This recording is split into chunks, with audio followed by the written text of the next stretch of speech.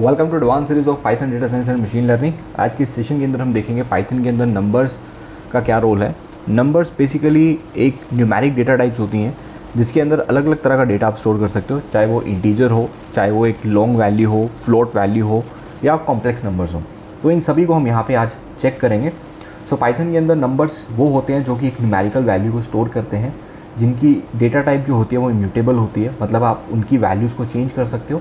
अगर उसमें पहले कोई और डेटा पड़ा है तो आप उसमें फर्दर कोई और डिफरेंट डेटा ऐड कर सकते हो। तो यहाँ पे हमारे पास इंटीजर हैं, फ्लोटिंग पॉइंट नंबर्स हैं और कॉम्प्लेक्स नंबर हैं। तो इंटीजर के अंदर कोई भी नंबर हो सकता है, चाहे वो आपका डेसिमल नंबर पॉजिटिव हो या नेगेटिव हो, कोई भी नंबर उसमें आ सकता है। फ्लोटिंग पॉइंट वैल्यूज़ में फ्लोट वैल्यूज़ होंगी और उसको साइंटिफिक नोटेशन के अंदर भी लिख सकते हैं।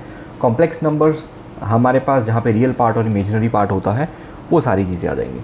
तो सबसे पहले इन नंबर्स को डिफ़ाइन करते हैं। जैसे मैंने लिखा a इक्वल टू 10। अब a के अंदर वैल्यू मेरे पास 10 पड़ी है, तो ये क्या हो जाएगा, ये एक इंटीजर हो जाएगा। सिमिलरली b के अंदर मैं एक वैल्यू स्टोर कर रहा हूँ, लेट्स से 3.14, तो ये मेरे पास फ्लोट वैल्यू हो जाएगी जहाँ पे पॉइंट में वैल्यू आ जाएगी। थर्ड मेरे पास आ जाएगा जैसे c इक्वल टू 1j, तो जिसमें रियल पार्ट और इमेजनरी पार्ट आ जाते हैं, तो ये हमारे कॉम्प्लेक्स नंबर हो जाएंगे। तो ये हमारे पास अलग अलग टाइप का डेटा है और इन सभी की हम टाइप चेक कर सकते हैं। तो यहाँ पे टाइप चेक करते हैं ए की टाइप चेक करेंगे तो बता देगा ये क्लास इंटीजर को बिलोंग कर रहा है। सिमिलरली बी की अगर टाइप चेक करेंगे तो ये बता देगा कि क्लास फ्लोट को, एंड अगर सी की टाइप चेक करेंगे तो यहाँ से आ जाएगा कि ये क्लास कॉम्प्लेक्स डेटा टाइप को सपोर्ट कर रहा है। ओके, सो नेक्स्ट हम देखेंगे इंटीजर्स के बारे में। तो इंटीजर के अंदर आप पॉजिटिव वैल्यूज़, नेगेटिव वैल्यूज़ या बहुत जितनी बड़ी वैल्यूज़ आप उसमें रखना चाहते हो आप रख सकते हो। तो जैसे मैंने ए के अंदर लिखा यहाँ पे 10, बी के अंदर मैंने यहाँ पे कुछ बड़ी सारी वैल्यू ले ली और सी के अंदर मैंने नेगेटिव में कोई वैल्यू दे दी। अब अगर इन तीनों की टाइप चेक करते हैं तो यहाँ से मैं कॉपी कर लेता हूँ एंड यहाँ पे इसको पेस्ट करके चेक करते हैं, तो आपको यहाँ पे मिल जाएगा कि तीनों की जो तीनों हैं ये हमारी इंटीजर क्लास को बिलोंग करती हैं। सिमिलरली हम यहाँ पे चेक करेंगे फ्लोट के लिए। तो फ्लोट के अंदर भी पॉजिटिव वैल्यूज़ भी हो सकती हैं, नेगेटिव भी हो सकती हैं।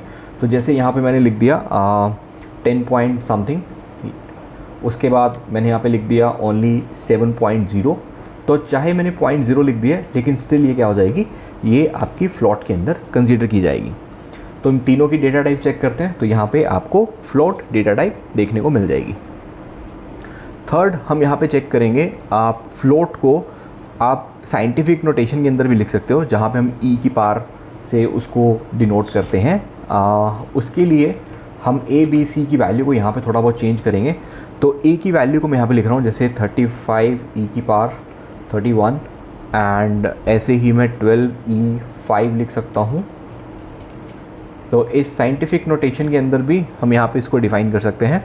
सिमिलरली अगर वैल्यूज़ नेगेटिव में हैं तो नेगेटिव के अंदर भी इसको डिफ़ाइन किया जा सकता है। तो यहाँ पे मैं कुछ वैल्यूज़ डिफ़ाइन कर देता हूँ, लेट्स से दिस वन। तो अगर इसको रन करेंगे तो ये भी हमारी सारी की सारी फ्लोट के अंदर है।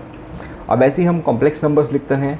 तो कॉम्प्लेक्स नंबर में ए की वैल्यू को मैं यहाँ पे लिख देता हूँ जैसे 3 + 5j, रियल और इमेजिनरी पार्ट हमने डिफ़ाइन कर दिया और जस्ट यहाँ पे लिख देते हैं 5j, एंड यहाँ पे नेगेटिव में मैं लिख देता हूँ 5j।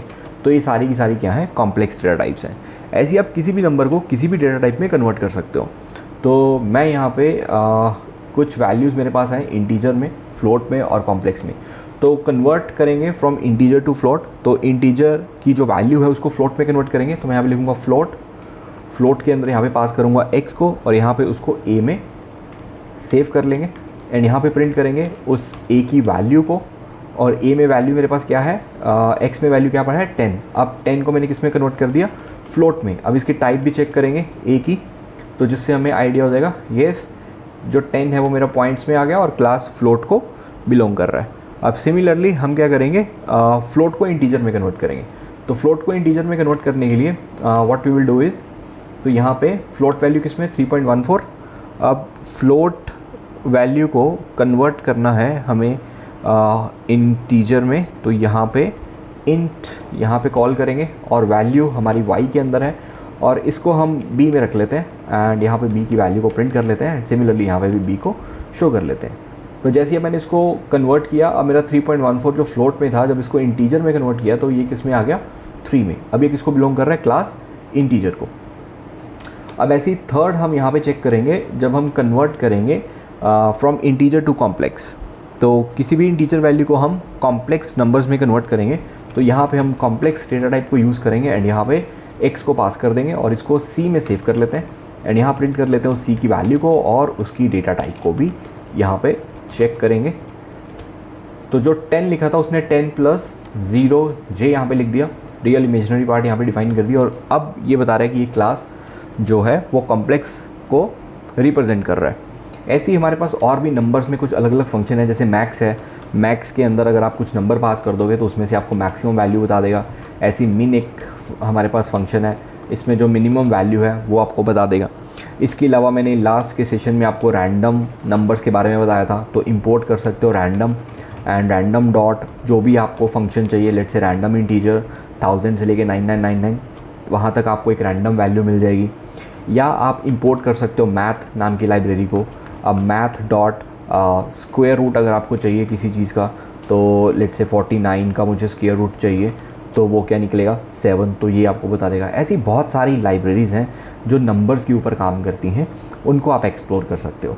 So this is all about the numbers in Python.